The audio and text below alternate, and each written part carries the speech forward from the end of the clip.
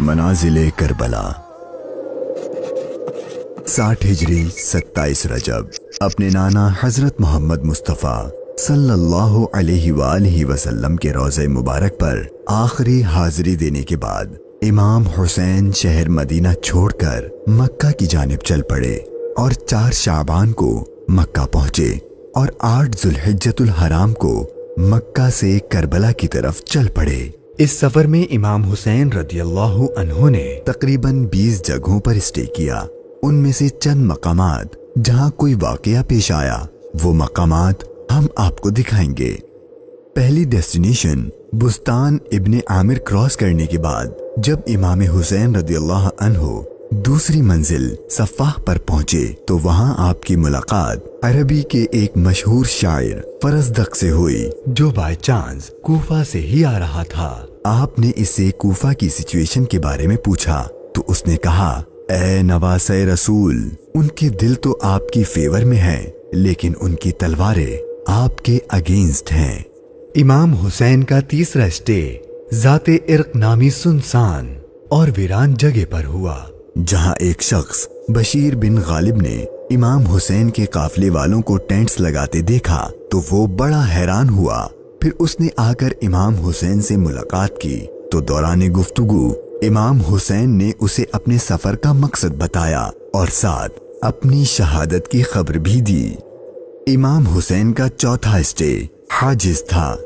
इस मकाम पर आले रसूल ने कुछ देर आराम फरमाया और इमाम हुसैन रदियल्लाहु अन्हु ने कूफा वालों के लिए एक खत लिखा और उसे हजरत कैस के हाथों कूफा वालों को रवाना किया। 5वीं मंजिल बाजुल उयून और 6ठी मंजिल खुजैमिया को क्रॉस करके इमाम आली मकाम जब 7वीं मंजिल जरूद पर पहुंचे तो आपको जुहैर बिन अल कैस नामी शख्स मिले जो कि हजरत उस्मान गनी के करीबी लोगों में से थे और हज अदा करके आ रहे थे। उसने जैसे ही इमाम हुसैन से मुलाकात की तो उसने अपने घर जाने के बजाय इमाम हुसैन का रफीक सफर बनने को प्रेफर किया। 8वीं मंजिल सालीबिया पर एक गमनाक इमाम हुसैन के इंतजार में थी। यही वो मकाम था जहां आपके चचाजाद भाई हजरत मुस्लिम बिन अकील और उनके 2 बेटों की शहादत की दर्दनाक खबर मिली। इस पर आपने खुतबा इरशाद फरमाया और हालात की संगीनी से काफले वालों को आगाह कर दिया ताकि कोई जाना चाहे तो चला जाए, लेकिन आपके साथ सफर शुरू करने वालों में से किसी ने पीठ न फेरी। मुश्किलात में इजाफा और जर्नी डिफिकल्ट होती जा रही थी क्योंकि इब्ने जियाद गवर्नर कूफा को इमाम हुसैन के आने की खबर मिल गई थी और उसने अपने बहादुर और माहिर कमांडर हुर को 1000 का लश्कर देकर इमाम हुसैन को गिरफ्तार करने भेज दिया। इमाम हुसैन जुहाला, बतने उकबा और शराफ से गुजरने के बाद जब 12वीं मंजिल सुरात पहुंचे तो आपका सामना हुर और उसके 1000 के लश्कर से हुआ। इस रेगिस्तानी इलाके में हुर और उसके लश्कर वालों का प्यास से बुरा हाल हो चुका था और उनके पास पानी भी नहीं था तो इमाम हुसैन ने उनको अपने हाथ से पानी पिलाया। फिर आपने उनके सामने तकरीर की और जब आप जोहर की नमाज पढ़ने के लिए खड़े हुए तो आपके काफिले वालों के साथ हुर के लश्कर ने भी आपके पीछे नमाज पढ़ी। 13वीं मंजिल कादसिया, ये है टर्निंग पॉइंट। इमाम हुसैन रदियल्लाहु अन्हु को जाना तो कूफा था लेकिन आपने रास्ता तब्दील कर दिया और आप करबला की तरफ चलना शुरू हो गए। इमाम हुसैन अपनी मंजिल शहादत की तरफ सफर करते हुए मुगीसा, उज़ीबुल हिजानात, बैदा और जू हुसम के बाद जब 18वीं मंजिल कसरे बनी मुकातिल पर पहुंचे तो शाम हो चुकी थी।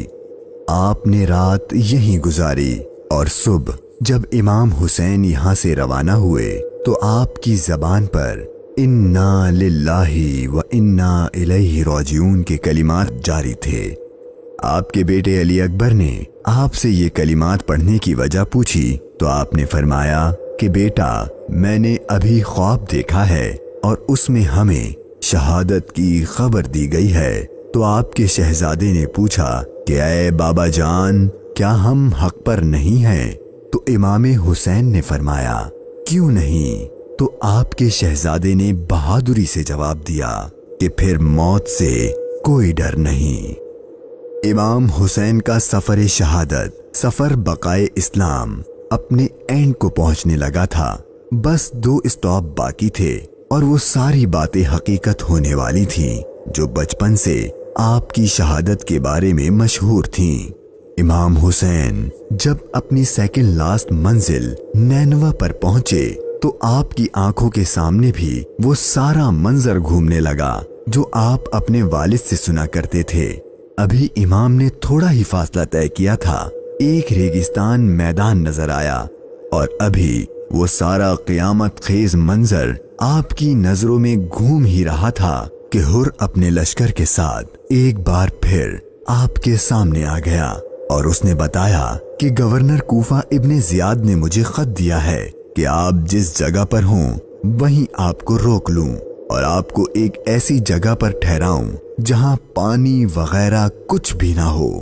اور بالآخر آپ کا سفر اپنے اختتام کو پہنچا اور 2 محرم کے دن ابن زیاد کے حکم پر اس چٹیل ریگستانی میدان میں پورے قافلے اہل بیت نبوت اور ان کے اصحاب کو اس 1000 کے لشکر نے روک دیا۔ امام حسین نے دریافت فرمایا کہ اتنا تو بتاؤ کہ اس جگہ کا نام کیا ہے؟ تو جواب دیا گیا اس جگہ کو کربلا کہتے ہیں۔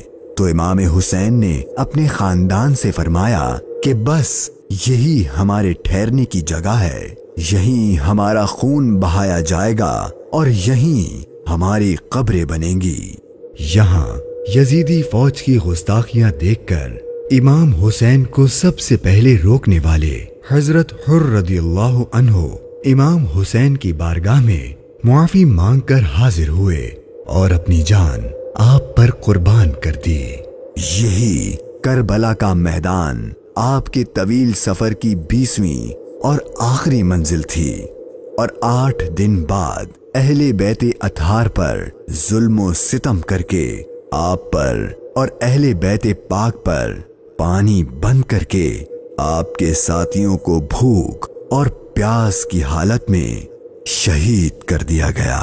اور 61 ہجری 10 محرم یعنی عاشور کے دن تپتے صحرا 3 دن کی بھوک اور پیاس اور سجدے کی حالت میں امام حسین کو شہید کر دیا گیا۔